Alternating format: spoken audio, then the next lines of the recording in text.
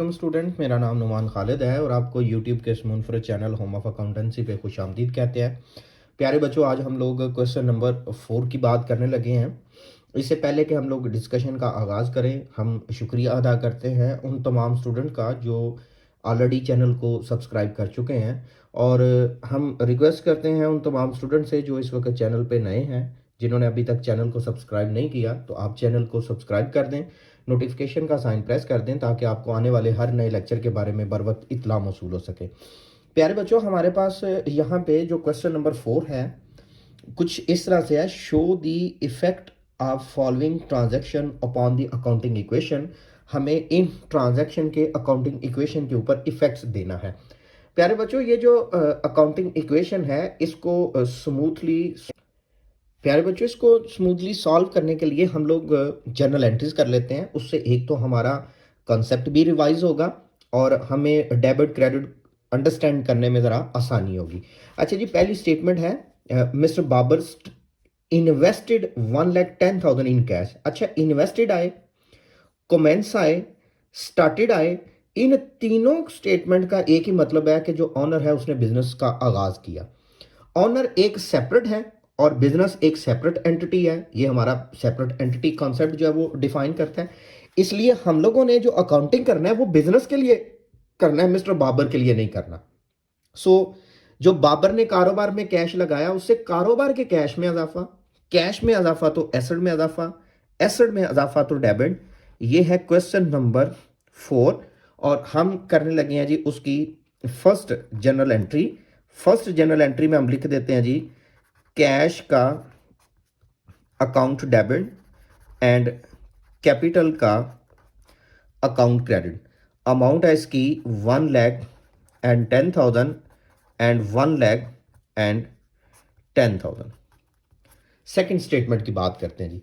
He purchase goods for cash 2,20,000 and credit 18,000।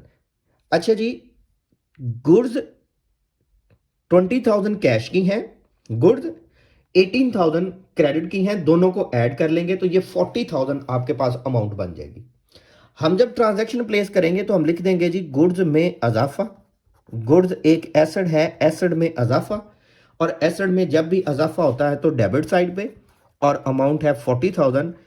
Payment करने से cash में कमी, क्योंकि जब हम चीज़ें खरीदेंगे तो हमें कैश अदा करना पड़ेगा। कैश में कमी तो एसेट में कमी, एसेट में कमी क्रेडिट। जो पेमेंट हमने नहीं की, जो अमाउंट हमने उधार पे खरीदी, उसके बदले में हम एक लाइबिलिटी क्रिएट कर लेंगे क्रेडिटर के नाम से। सो क्रेडिटर का अकाउंट क्रेडिट और ये अमाउंट आ जाएगी 18,000 से। प्यारे बच्चों, जो अभी तक हम लोग रूल इसमें इंप्लीमेंट कर रहे हैं वो कुछ इस तरह से है कि एसेट और एक्सपेंस में जब भी इजाफा होगा तो हम डेबिट साइड पे लिखेंगे, और इन दोनों में जब भी कमी होगी तो हम क्रेडिट साइड पे लिखेंगे। रेवेन्यू, कैपिटल और लाइबिलिटी में जब भी इजाफा होगा हम क्रेडिट साइड पे लिखेंगे। इन तीनों में जब भी कमी होगी तो हम डेबिट साइड पे लिखेंगे। अच्छा जी बच्चों, तीसरी स्टेटमेंट की तरफ आते हैं। He made additional investment in cash. उसने मजीद इन्वेस्टमेंट की। मजीद इन्वेस्टमेंट करने की वजह से कारोबार के कैश में इजाफा, कैश में इजाफा तो एसेट में इजाफा, एसेट में इजाफा तो डेबिट साइड पे। इस मजीद इन्वेस्टमेंट करने की वजह से मिस्टर बाबर के जो पर्सनल कैश में कमी हुई है उसको हमने रिकॉर्ड नहीं करना, वो हमारे लिए पैरामीटर नहीं है।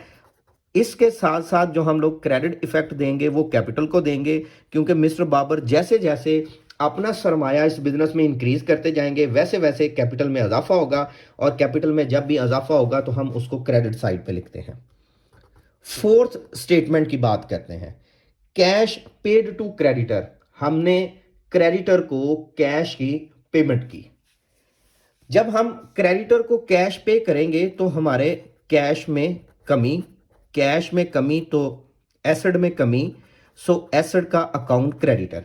ये जो हमने पेमेंट की है, जो कैश पेड टू क्रेडिटर है, ये क्रेडिटर लाइबिलिटी है, और पेमेंट करने से लाइबिलिटी में कमी हो जाती है। लाइबिलिटी में जब भी कमी होगी तो ये डेबिट साइड पे आएगा, सो क्रेडिटर का अकाउंट डेबिट, क्रेडिटर का अकाउंट डेबिट, कैश का account credit. He purchased refrigerator for personal use. प्यारे बच्चों, बिजनेस यूज के लिए नहीं बाय किया, पर्सनल यूज। जो पर्सनल यूज है ना, वो ड्राइंग्स के तौर पर आ जाएगा, ड्राइंग्स का अकाउंट डेबिट। और जब उसने खरीदारी की, उसकी वजह से कैश में कमी, कैश में कमी तो एसेट में कमी, सो एसेट का अकाउंट क्रेडिट। प्यारे बच्चों, ये ड्राइंग जो है ये कॉन्ट्रा इक्विटी अकाउंट है, आप इसको खत्म कर देंगे और इसकी जगह पे कैपिटल का अकाउंट डेबिट कर देंगे। 6 पॉइंट, ही पेड रेंट 2000, वो पे करता है किराया 2000। पेमेंट करने से कैश में कमी, कैश में कमी तो एसेट में कमी, सो एसेट का अकाउंट क्रेडिट 2000 से। एंड रेंट आउटस्टैंडिंग, और जो किराया आउटस्टैंडिंग है, जो हमने अभी अदा नहीं किया, हम फ्यूचर में अदा करेंगे, वो हमारे लिए लाइबिलिटी है, जिसको हम लोग यहां पे कुछ इस तरह से लिख देंगे, रेंट पेएबल का अकाउंट क्रेडिट 1000 से। इन दोनों को मिलाएंगे, इन दोनों को प्लस करेंगे, ये आपके लिए रेंट के तौर पर कंसीडर हो जाएगा और इसकी अमाउंट आ जाएगी 3000। इसको आप क्लोज कर देंगे कैपिटल में। सो इसके बदले में कैपिटल का अकाउंट डेबिट। ले बच्चों, जब हम जर्नल एंट्री कर चुके हैं तो अब हम इसके लिए अकाउंटिंग इक्वेशन को कंप्लीट करते हैं।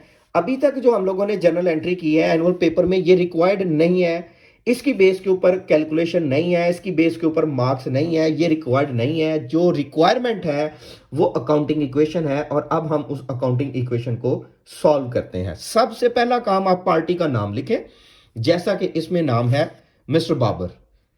यहां पे आप लिख दें जी मिस्टर बाबर। आप सॉल्व कर रहे हैं अकाउंटिंग इक्वेशन को। कब की सॉल्व कर रहे हैं? एज ऑन 31st, या जो कोई डेट मेंशन की जाएगी, अभी मेंशन नहीं है तो आप ना लिखें। लेफ्ट साइड पे एसेट्स की साइड है equal to liability plus capital है। अब एसेट कौन कौन से हैं यहां से आप टिक करते जाएं। जर्नल एंट्री के बहुत सारे फायदों में से एक ये भी फायदा है कि हमें शुरू में ही पता चल जाता है कि इसमें कौन कौन से टाइटल इन्वॉल्व हो रहे हैं। कैश, कैपिटल, गुड्स, कैश हो गया, क्रेडिटर, कैश, कैपिटल पहले भी हो चुका है, जो टाइटल एक दफा टिक होना है उसको दोबारा नहीं करना। क्रेडिटर हो चुका है, कैश हो चुका है, ड्राइंग को हमने कैपिटल में क्लोज कर देना है, ये क्योंकि कॉन्ट्रा इक्विटी है, कैपिटल इटसेल्फ कैपिटल का है। रेंट पेबल ये लाइबिलिटी है। अच्छा जी, अगर आप ऑब्जर्व करें कि जो आपके पास डेबिट टिक हैं ये सारे एसेट्स हैं और इनमें से 2 टिक हैं, जैसा कि एक का है कैश और दूसरा है गुड्स। तीसरे राइट साइड पे हैं तो 3 चीजें हैं, जैसा कि पहली चीज है आपके पास जो एलिमेंट यहां पे मौजूद है, जो फर्स्ट चीज आपके पास मौजूद है वो है जी क्रेडिटर, ये एक लाइबिलिटी है। दूसरी चीज है जी rent payable, rent outstanding, then capital. मेरे बच्चों, सिर्फ रेंट नहीं लिखना। अगर आप सिर्फ रेंट लिखेंगे ना तो ये एक्सपेंस है, ये नॉमिनल अकाउंट के तौर पर है, तो नॉमिनल अकाउंट की यहां पे जगह नहीं होती। अच्छा जी, इन चीजों को छोड़ते हैं, यहां पे हम लोग आते हैं जी इसकी प्लेसमेंट की तरफ। देखो बच्चों, कैश में फर्स्ट पॉइंट को आप प्लेस करें, कैश का अकाउंट डेबिट है। आप देख लें कि कैश डेबिट कब होता है, कैश की नेचर है एसेट वाली। एसेट डेबिट कब होता है? जब इसमें अजाफा हो, अजाफे को प्लस कर देना है। ये कैपिटल का अकाउंट क्रेडिट है, ये कैपिटल है, ये क्रेडिट है। आप देखें कैपिटल क्रेडिट कब होता है? जब इसमें भी अजाफा हो। अच्छा जी, सेकंड स्टेटमेंट की तरफ आते हैं।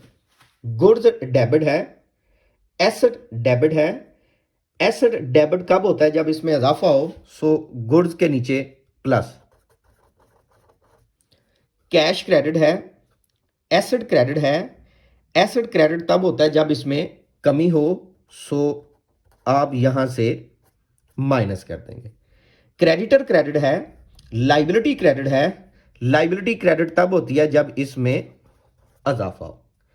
अच्छा जी, इसका बैलेंस कर लेते हैं। 1,10,000 में से 22,000 को माइनस कर दें तो 88,000 पहले 0 था, plus 40,000, 0 plus 18,000, rent payable 0, capital 1,10,000।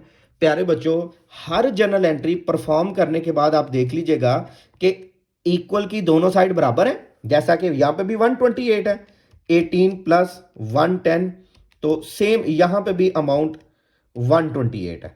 सो इसकी इक्वल की दोनों साइड इक्वल है। अगर ये इक्वल की दोनों साइड एक दूसरे से बराबर है तो इसका मतलब है आपका क्वेश्चन दुरुस्त है।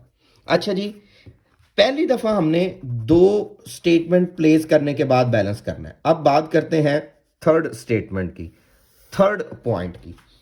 कैश डेबिट है, एसेट डेबिट है। एसेट डेबिट कब होता है? जब इसमें इजाफा हो। सो कैश के नीचे प्लस।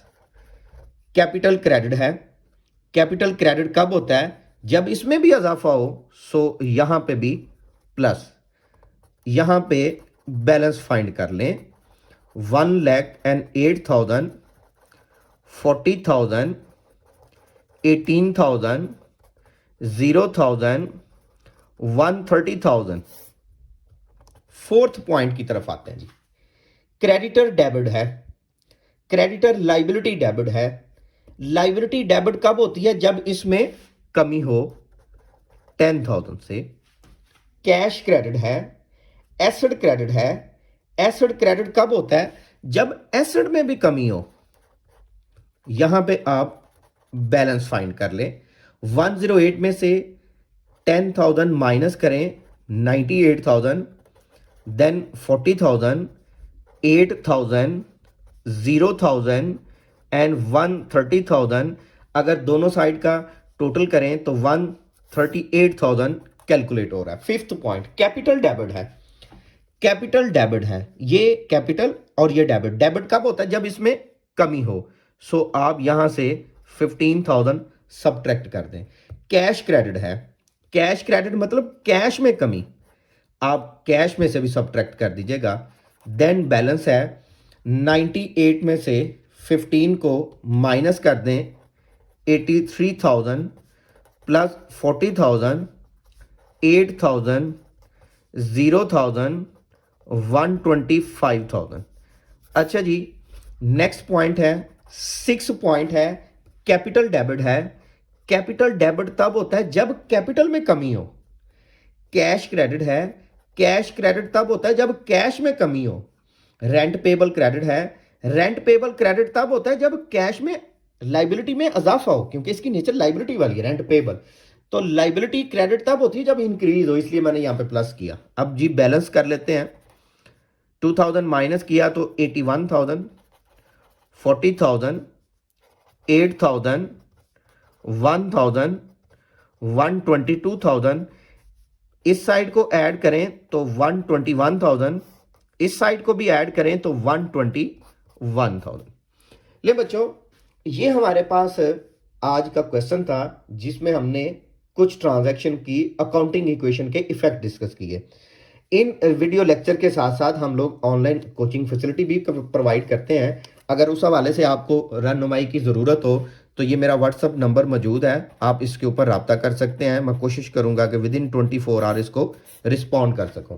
अपना बहुत सा ख्याल रखिएगा, दुआ में याद रखिएगा। अल्लाह हाफिज़।